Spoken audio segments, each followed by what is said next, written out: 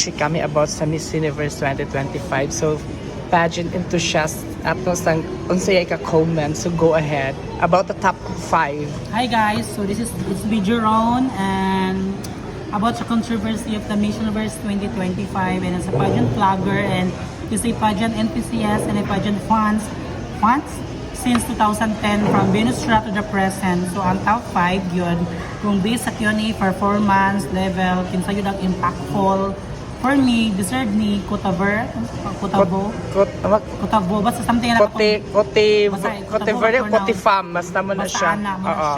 Mo yun ang check nga the best is Q&A performance, pasarela, beauty. She is celebrating the woman of color, Black Beauty. Ila yung ipaglaban ng mga Black Beauty. Siya yung nakatul sa top 5. So if dili siyang daw, maybe either Venezuela or Atisa. Basta Atisa yun ang first na pumoto na naon. Gibaylo nila ang kuan, gibaliktad nila. So some to allegation nga there is back out yun nga mga judges. Yes, muna siya ang mga recent ka nabasa na ko sa Instagram a while ago. Kita man mga marites ng mga Pinay. So atong gi-stalk tong mga judges nga back out kay na daw ang mga chika sa may sa Instagram is nanay daog.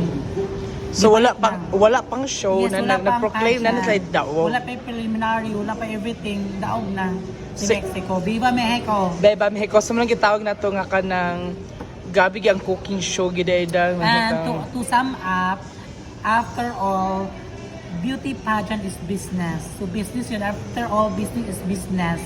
So kung dagan ka kwarta, palita ang crown.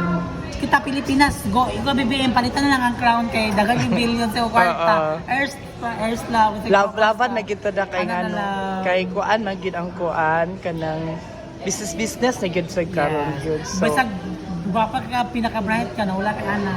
So, ang last na nga beauty pageant na hitabo is ang Miss Universe na this year wala nilain no. Actually napay last nga pageant. Actually there are 2 remaining pageant.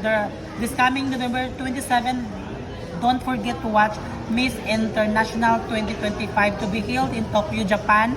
Our representative is Marna Esguerra. So she's vying for the 7th crown for the Miss International. So don't forget to support here. So sa may ka-check mo daugay ba kay Kaasiya? Yeah, dashi dako siya kuan power.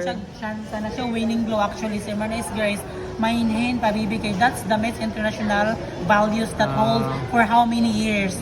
Diba? Latong last na katong isa pa di ba? Ang last is si Cosmo. Atong representative is Miss Cosmo.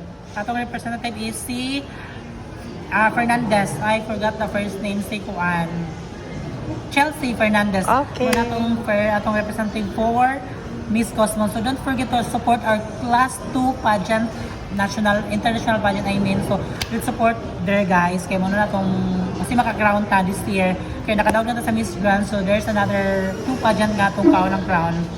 Ano na lang. So thank you everyone and please support our beauty queens. Thank you and mabuhay. It's me, Jeron.